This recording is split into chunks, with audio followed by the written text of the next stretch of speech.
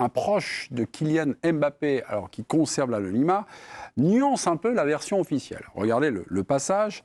C'est une version erronée ou incomplète de la vérité. C'est beaucoup plus complexe que ça. Faire croire que c'est une décision du sélectionneur, uniquement du sélectionneur, j'insiste, est faux. Mais le plus important, c'est d'abord que Kylian puisse retrouver le bonheur de jouer au football. Le reste viendra ensuite. Faut-il en déduire que Kylian Mbappé fait une pause avec les Bleus? Vincent, vous me dites oui, d'ailleurs, à peu près comme la majorité du plateau ici. Mais je dis oui de fait, parce qu'effectivement, il n'aura pas joué de septembre à mars. Donc de septembre à mars, on est quand même dans 6 mois. Donc oui, de fait, ça représente une parenthèse et une coupure. C'est une coupure dont il a besoin, je pense, mentalement. Et je ne trouve pas que ça soit si important de ça, savoir qui a été le plus décisif de l'autre, que ce soit Deschamps ou lui. Je pense qu'il avait sans doute besoin de ne pas venir.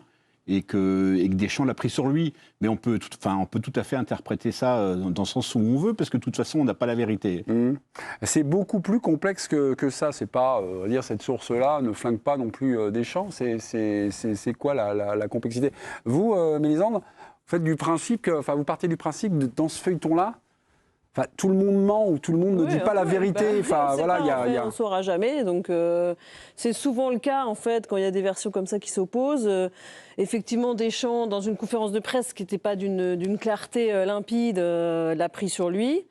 C'est insupportable, peut-être, pour le clan Mbappé ou Mbappé de pouvoir qu'on puisse penser qu'il a subi cette décision, puisque lui, il aime bien être en contrôle de la situation. Donc il y a une espèce de jeu, de communication comme ça. La vérité, elle est quelque part au milieu. Ils ont dû finalement se mettre d'accord pour se dire l'un et l'autre que c'était mieux comme ça. Et c'est pas très important de savoir qui a décidé et qui a pas décidé. Mélisande, si je vous dis que Didier Deschamps n'avait pas envie de l'avoir et Mbappé n'avait pas envie de venir. J'en sais rien, je pense pas qu'il avait pas envie de venir. Je pense que peut-être qu'il voulait venir à certaines conditions, que pour Deschamps ça devenait un problème ou...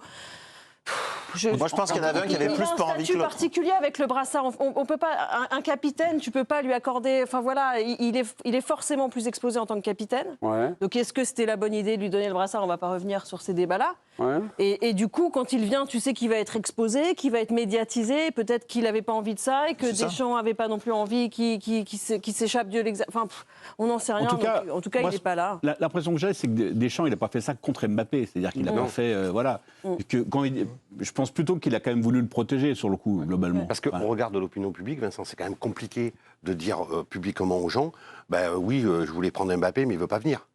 Je veux dire, là, en termes d'image, mais c'est compliqué aussi de dire, je voulais prendre Mbappé, mais il n'est pas en état de venir actuellement. Voilà. Donc il n'est pas prêt à assumer le rendez-vous avec la presse française, avec le public français, avec le truc. Donc, il n'a pas envie de venir pour se faire siffler, il n'a pas envie de venir pour répondre aux questions, etc. Donc je suis le patron, j'ai décidé de ne pas le prendre. Voilà. Et je veux dire, ça dédouane à la fois Mbappé et puis Deschamps, parce qu'il a pris ses responsabilités. Quand même, pas oublier que depuis 3 ans, il a quand même vécu des choses assez traumatisantes.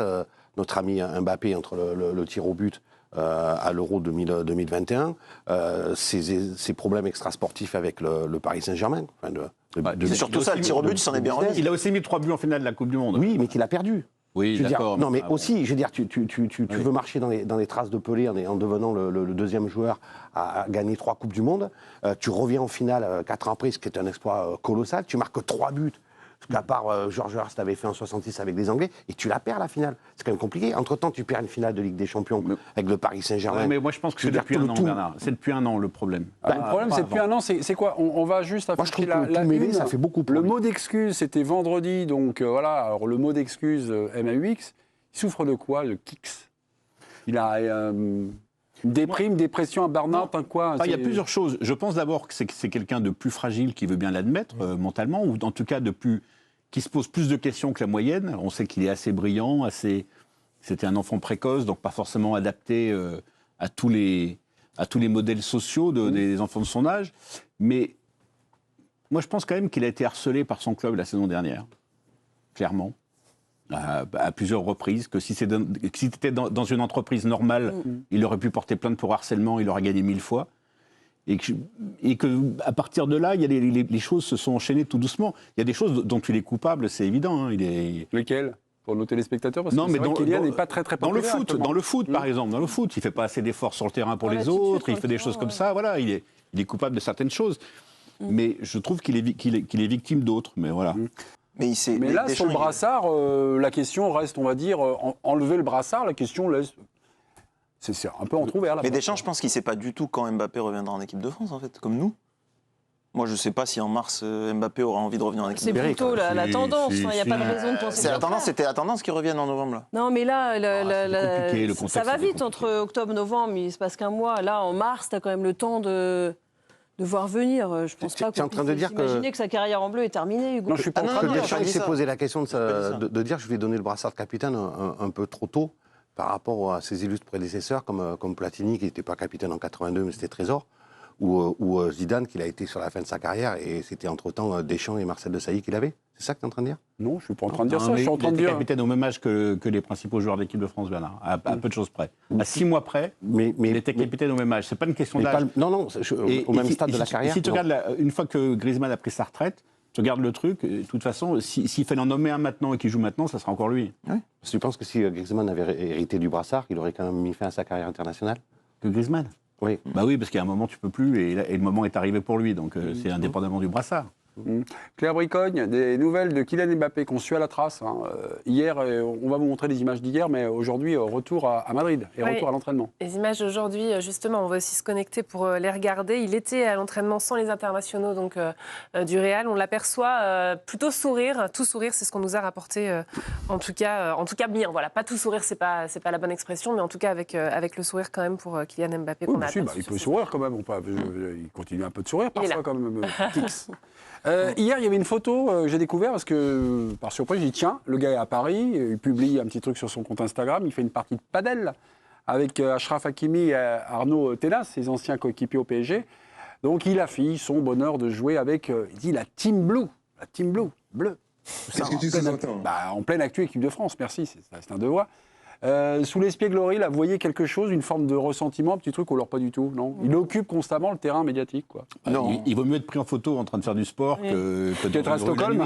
C'est mieux pour la com, quand même. Ouais, qu'être à Stockholm. Globalement, Okay. Mais le terrain médiatique, il ne l'occupe pas en ce moment. C'est ce que disait Mélisande tout à l'heure. C'est justement sa volonté aujourd'hui, et c'est lié au fait de ne pas vouloir venir en équipe de France, c'est de se protéger médiatiquement. Et le Capitana, il l'a voulu, ça faisait partie de sa volonté de monter en puissance dans sa carrière, etc., au sein des Bleus. Et c'est logique qu'il l'ait eu, d'ailleurs. Mais là, arrivé dans le contexte actuel en équipe de France, il y a un match contre Israël où il peut être questionné sur le contexte géopolitique. Il y a évidemment l'histoire de la Suède. Et puis, il y a l'histoire aussi de sa non-convocation, la retraite de Griezmann, sa non-convocation, enfin sa non-venue lors du précédent rassemblement. Ça fait beaucoup de choses. Donc, c'est pour ça que est-ce que Deschamps n'avait pas envie qu'il vienne? Je ne suis pas sûr. Est-ce que lui n'avait pas envie de venir? Je suis un peu plus sûr de ça. Pierre Ferracci Moi, je pense qu'on en fait trop. Moi, je pense que Deschamps a voulu protéger l'équipe de France. Je ne suis pas sûr que la non-venue de Kylian la fois précédente n'ait pas fait quelques petits remous au sein de l'équipe de France. Et il a voulu aussi protéger Kylian parce qu'il traverse un moment difficile, c'est évident. La sortie du PSG n'a pas été royale. L'arrivée au Real, il a quand même une concurrence qu'il n'avait pas au PSG. Puis le Vinicius qui brille quand même, qui est passé près du Ballon d'Or. Donc moi, je pense que Deschamps a voulu le protéger et en même temps protéger un peu le collectif, qu'il reviendra, qui va sortir de ce moment difficile parce qu'il y en a dans une carrière et il est tellement exposé qu'il était un petit peu normal qu'à un moment ou à un autre, il bute sur ce type d'obstacle. Sur une première partie de votre réponse, Pierre Ferracci, vous avez dit finalement son absence au mois d'octobre, ça a pu, on va dire, susciter visiblement, ça n'a pas plu à Deschamps. Il me semble que ça n'a pas plu à Deschamps et peut-être au sein de l'équipe de France. Parce que je ne viens pas et je joue avec le Real quelques jours plus tard, ça peut effectivement faire débat. Et moi, je pense qu'il faut le laisser tranquille, se reposer un petit peu, retrouver son niveau qu'il n'a pas tout à fait aujourd'hui et puis trouver la place qu'il mérite au sein du Real, parce qu'il y a aussi un petit problème de positionnement au Real qui est posé. Tout le monde le voit un peu plus sur la gauche qu'au centre et ça doit le perturber aussi un petit peu.